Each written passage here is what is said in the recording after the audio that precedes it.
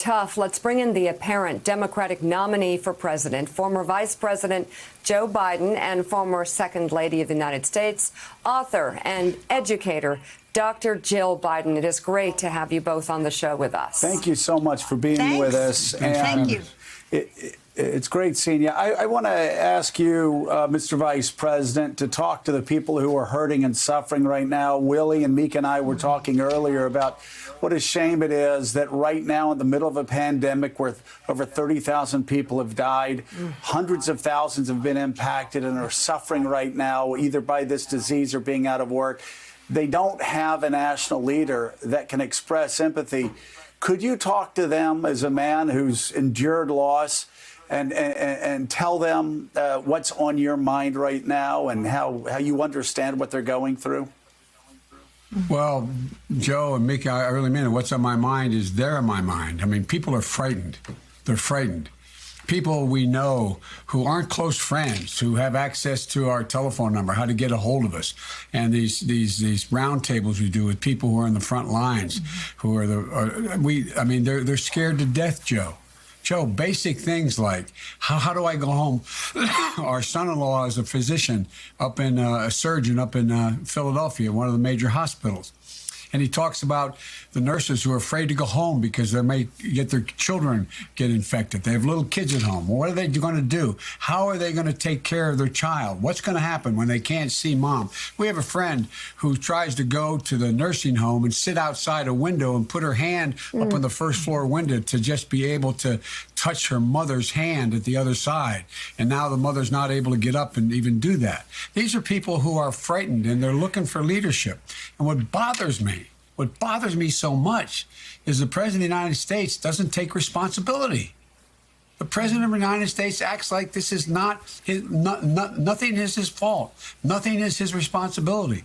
You know, Franklin Roosevelt made the case that, look, just tell the American people the truth. I'm paraphrasing. They can handle it. But you got to let them know what you're doing. You got to let them know you understand their pain. The worst thing in the world is going through this in isolation and thinking nobody hears me. Nobody knows what I'm going through. And think of all the people we all know, the people we grew up with. They're scared to death. And they don't even have, and they're looking at practical things, Joe. They're looking at things like, okay, guess what? I don't have insurance, and this guy's trying to do away with the insurance that I had in this Affordable Care Act thing. They're not even sure the detail, but what am I going to do? And he's in court. He's in court trying to take it away. He's talking about doing things that, in fact, make no sense to people, the average people. He's talking about getting us back to work when they don't even have an ability to get it. I got a call yesterday. How do I get a test, Joe? Joe, I think I have a problem, Joe. I sat with a guy yesterday on a telephone, and he's telling me, he said, I don't know. He said, look, I worked at the hospital. And he said, then I got myself in a position where I got the virus, so they quarantined me and they put me in the hospital, and I made it out, and so I'm out. But they don't want me with my family. I'm on the 3rd floor.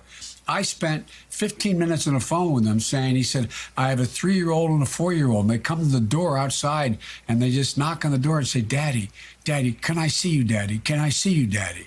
So we spent time going through it. I used to do with my kids when they were little and I couldn't see them, and we'd play games. I said, make up a game, knock on the door and say, this is, it's practical things. The guy's scared to death. And he's worried about his children. He's worried about his wife. I mean, these are practical things. And the president talks about this like, okay, it's going to be okay. We're going to open tomorrow. We're going to do this. I mean, I must tell you, it drives me crazy. I don't know what he doesn't understand about people's fears. It seems that he doesn't understand how to speak to them. Thanks for checking out MSNBC on YouTube, and make sure you subscribe to stay up to date on the day's biggest stories. And you can click on any of the videos around us to watch more from Morning Joe and MSNBC. Thanks so much for watching.